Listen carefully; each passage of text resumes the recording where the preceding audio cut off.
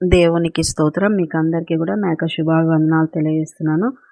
ప్రియ దేవుని సంగమ, అనుదిన ఆత్మీయాహారముగా ఈరోజు దేవుని యొక్క వాక్కు అపోస్తులైన పౌలు రోమీయులకు రాసిన పత్రిక 1వ అధ్యాయము 15, 16 వాక్యాలు చదువుకుందాము. కాగా నా వలన నైనంత మట్టుకు రోమాలోని మీకును సువార్త ప్రకటించుటకు సిద్ధముగా ఉన్నాను. సువార్తను గూర్చి నేను సిగ్గుపడువాడను కాను. ఏలయనగా నమ్ము ప్రతి వానికి మొదట యూదునికి గ్రీసు దేశస్థునికి కూడా రక్షణ కలగజేయుటకు అది దేవుని శక్తి అయి ఉన్నది. ఎందుకనినా నీతిమంతుడు విశ్వాసమూలముగా జీవించునని వ్రాయబడిన ప్రకారము విశ్వాసమూలముగా అంతకంతకు విశ్వాసం కలుగునట్లు దేవుని నీతి దాని యందు బయలుపరచబడుచున్నది. హల్లెలూయా. దేవునికి స్తోత్రం. దేవుని ప్రియ బిడ్డలారా, పౌలు గారు రోమాలో ఉన్న సంఘంనకు రాస్తున్నటువంటి పత్రిక అన్నమాట. పౌలు గారు చెప్తున్న మాట ఏంటంటే, నేను ఇప్పుడు కూడా సిద్ధంగా ఉన్నాను సువార్త ప్రకటించడానికి. పరిస్థితులు ఏవైనప్పటికీ, పరిస్థితులైనా, ఇబ్బంది పరిచే పరిస్థితులైనా, హింసించే పరిస్థితులైనా, నా వలనైనంత మట్టుకు నేను సువార్త ప్రకటించడానికి సిద్ధంగా ఉన్నాను. అంతేకాదు, రోమాలో ఉన్న మీకు కూడా సువార్త ప్రకటించడానికి నేను సిద్ధంగా ఉన్నాను. సువార్త అంటే అంటే మంచి, వార్త అంటే వార్త, అంటే మంచి వార్త. ఏంటి మంచి వార్త? మీ దృష్టిలో మంచి వార్త అంటే ఏంటి చెప్పండి? మీకు సంతోషాన్ని కలిగించేది మీకు మంచి వార్త, మీకు ఆశీర్వాదం తీసుకొచ్చేది మంచి వార్త. ఇంకా రకరకాలైన రకరకాలైన విషయాలలో వాళ్ళకు అవసరమన్నది, కావాల్సినది, ఆనందాన్ని ఇచ్చేది వాళ్ళకి అది మంచి వార్త.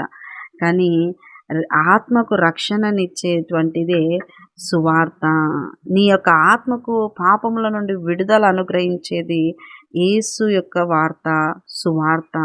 యేసు యొక్క వార్తను నువ్వు ప్రతి ఒక్కరికి చేరవేసే విషయంలో సిద్ధంగా ఉండాలి. పౌలు గారు అంటున్నారు, నేను సిద్ధంగా ఉన్నాను యేసును గూర్చిన వార్తను ప్రకటించడానికి. వాళ్ళు గ్రీసు దేశస్థులైనా, యూదులైనా, ఎవ్వరికైనా అది ప్రకటించటం వల్ల వాళ్ళకు కలిగేటువంటిది ఏంటి అంటే రక్షణ. కనుక నేను ప్రకటించటానికి నేను సిద్ధంగా ఉన్నాను. నా దేవుడు కూడా ఎటువంటి దేవుడు అంటే, ఎటువంటి వారికైనా రక్షణ అనుగ్రహించగలిగే శక్తి కలిగిన దేవుడై ఉన్నాడు అని చెప్తున్నాడు. హల్లెలూయా. దేవునికి మహిమ కలుగునుగాక. అంటే రక్షణ ఒక వ్యక్తికి కలగాలి అంటే, యేసయ్యను తెలుసుకోవాలి ఒక వ్యక్తి అంటే, అతనికి చేరవేసే వ్యక్తి కావాలి. అతనికి యేసయ్య గురించి తెలియజేసే వ్యక్తి కావాలి. యేసయ్యను గూర్చిన వార్త, ఆ యొక్క రక్షణ వార్త, పాపముల నుండి విడుదల కలిగించేటువంటి వార్త, ఆ సిలువ కార్యపు వార్త, సిలువలో ఆయన ప్రాణము కార్చినటువంటి ఆ వార్త, నీ కోసమే ఆయన వధించబన్నాడు, నీ కోసమే ఆయన సిలువలో వ్రేలాడబన్నాడు అనేటువంటి వార్తను తీసుకుపోయే వ్యక్తి కావాలి. తీసుకుపోయే వ్యక్తి ఎవరి దగ్గరికి తీసుకోపోయినా భారము కలిగి ప్రకటించడానికి, సువార్తను ప్రకటించడానికి సిద్ధపడితే, ఎవరికి ప్రకటిస్తున్నా అటువంటి వ్యక్తులను మార్చగలిగే శక్తి కలిగిన దేవుడు యేసయ్య. వీళ్ళకు చెప్పినా వీళ్ళు మారరు, వీళ్ళకు చెప్పాల్సినది అవసరం లేదు అని అనుకోవద్దు. నువ్వు జడ్జి చేయొద్దు. ప్రకటించటం నీ బాధ్యత, కార్యం చేయటం యేసయ్య వంతు. ప్రకటించటం కానీ నువ్వు ఆపివేస్తే ఆ యొక్క రక్షణ కార్యము జరగదు. కనుక పౌలు గారే సిద్ధంగా నేను ఉన్నానంటున్నాడు. అప్పటికే ఆయన తన్నులు తిన్నాడు, ఈడవబన్నాడు, కొట్టబడుతున్నాడు. సువార్తను ప్రకటిస్తే శిరసాల్లో వేసేస్తున్నారు.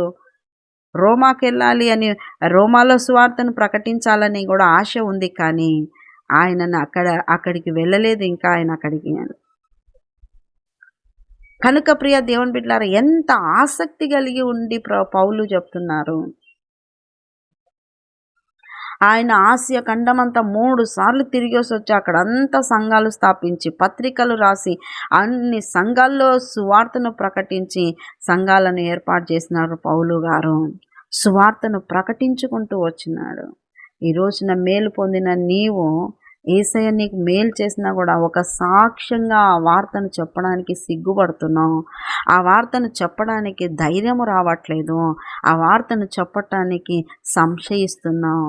అదే ఒక కంపెనీలో పని చేస్తే, లేదంటే ఒక బిజినెస్లో నువ్వు పని చేస్తే, నువ్వు దాని గురించి ఎంతమంది ఉన్నా సిగ్గుపడకుండా దాని గురించి ధైర్యంగా చెప్తావు. మళ్ళీ అది కరెక్టా కాదా, అది మేలా కీడా అనేది కూడా కాదు, నీకొకటి ఆ కంపెనీలో నువ్వు చెయ్యాలి డ్యూటీ అని చేస్తావు. కానీ యేసయ్య సువార్తను ప్రకటించే బాధ్యత ప్రతి ఒక్కరిపైన ఆయన కాడి మోపినాడని చెప్పినప్పటికీ కూడా ఇప్పటికీ కూడా సువార్తను ప్రకటించకుండా నోరు మూసుకొని ఉన్న వాళ్ళు ఎంతోమంది ఉన్నారు.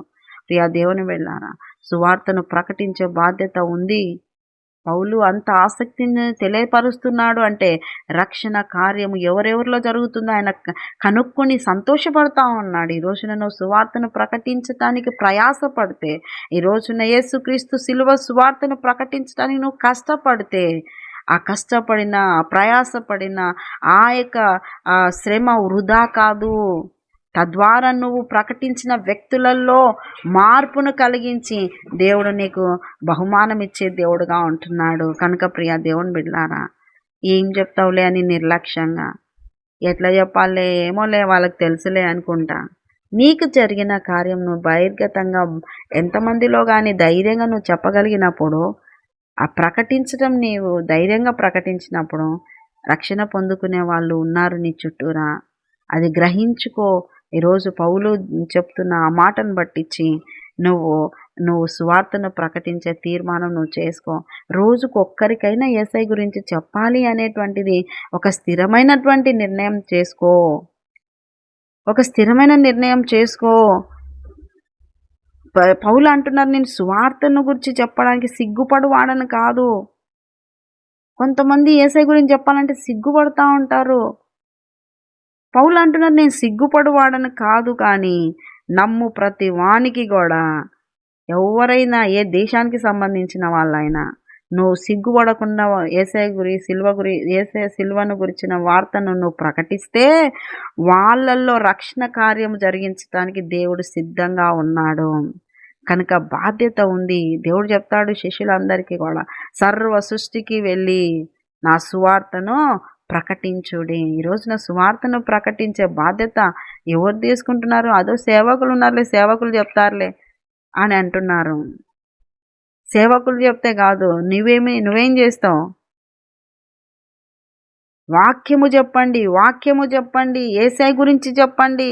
ఆడ అద్భుతం జరుగుతుందంట, ఈడ అద్భుతం, అది కాదు. యేసయ్య మాట చెప్పండి, యేసయ్య రక్షణ గురించి చెప్పండి, యేసయ్య ప్రేమ గురించి చెప్పండి, యేసయ్య చేసిన త్యాగం గురించి చెప్పండి. యేసయ్య ఇటువంటి దేవుడు, యేసయ్య ఇటువంటి నిత్య జీవం ఇవ్వడానికి వచ్చినాడని ఆయన గురించి తెలియపరచండి. ఆయన మహిమను తెలియపరచండి. ఆయన ప్రణాళికను తెలియజేయండి. ఇదిగో మా సంఘానికి రా, మా సంఘంలో స్వస్థతలు జరుగుతాయి, మా సంఘానికి రా, దయ్యాలను బాగా వెళ్ళగొడతారు మా పాస్టర్లు, మా సంఘానికి రా, అనుకున్నవన్నీ జరిగిపోతాయి, మా సంఘానికి రా, పిల్లలు పుడతారు, మా సంఘానికి రా, ఉద్యోగాలు. ఇవి కాదు మీరు చెప్పాల్సింది, యేసయ్య గూర్చిన వార్త.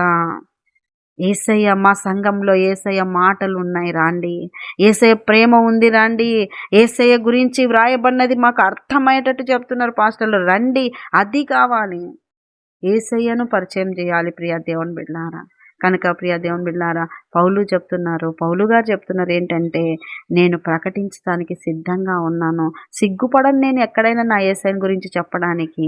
నాలాంటి కఠినున్నే నన్ను మార్చినాడు, నన్ను అలాంటి కఠినున్నే నన్ను ఎదురుగా నిలబడి మాట్లాడినాడు. నేను విన్నాను ఆ స్వరము, ఆ యొక్క ప్రకాశమానమైనటువంటి ఆ వెలుగు, ఆ తేజస్సు నేను పొందుకున్నాను. కాబట్టి నేను ఒక అంధకారముతో బంధించబడి హింసిస్తున్న నేను సంఘాన్ని, నాలాంటి వాళ్ళని మార్చిన యేసయ్య గురించి నేను చెప్పకుండా ఉండలేను. నేను సువార్త ప్రకటించకుంటే నాకు శ్రమ అన్నాడు పౌలు గారు. కనుక నీ పట్ల యేసయ్య ఎలా రక్షణ కార్యం చేసినాడో, ఎలా నిన్ను పాపాల నుండి విడిపించినాడో, ఎలా నిన్ను బలపరుస్తున్నాడో శ్రమల్లో, కష్టాల్లో, అది సాక్ష్యంగా చెప్పి ఆత్మలను దేవుని దగ్గరికి నడిపించాలి, సువార్తను ప్రకటించాలి. అలా సువార్తను ప్రకటిస్తూ అనేక మందిలో రక్షణ కార్యాన్ని నువ్వు కూడా చూడాలి. నా ద్వారా వీళ్ళు రక్షింపబడినారు అనేది నీ లిస్టులో ఉండాలి. రక్షణ కార్యమును నువ్వు ఎవరికైతే నువ్వు ప్రకటిస్తున్నావు వాళ్ళ రక్షణ కార్యమును నువ్వు చూసేటట్టుగా నువ్వు ప్రార్థించాలి కూడా ప్రియ దేవుని బిడ్డలారా. కనుక సువార్తను ప్రకటించడానికి సిగ్గుపడక, సువార్తను ప్రకటించడానికి వెనుదిరగక, సువార్తను ప్రకటించడానికి ఏదో ఒక ఫీల్ అవ్వకుండా, సువార్త ప్రకటించడానికి, యేసుని గురించి చెప్పటానికి సిగ్గుపడకుండా సిద్ధంగా ఉండాలని దేవుడు ఈరోజున నీతో మాట్లాడుతున్నాడు. అట్టి కృప, అట్టి దీవెన మీకు అందరికీ కలుగునుగాక. Amen, amen, amen. ప్రార్థన చేసుకుందాం. యేసయ్య నీకు వందనాలు, స్తోత్రాలు తండ్రి. విన్న వాళ్ళందరూ కూడా నిజంగా పౌలు వలె నైనా నా తండ్రి నిన్ను గురించి ఎక్కడ చూసినా నిన్ను గురించిన ప్రకటన చేస్తూ వారు నీ సన్నిధిలో నైనా నీకు ఇష్టకరంగా వర్ధిల్లుదురుగాక. నాయన నీ కృపను కుమరించి బలపరిచి ఆత్మలో వర్ధిల్లజేయాల్సిందిగా ప్రార్థిస్తూ యేసు పరిశుద్ధ నామములో అడుగుతున్నాం మా తండ్రి. Amen, amen, amen. Good morning. Praise Lord. దేవుడు మిమ్మల్ని దీవించునుగాక. Amen, amen, amen.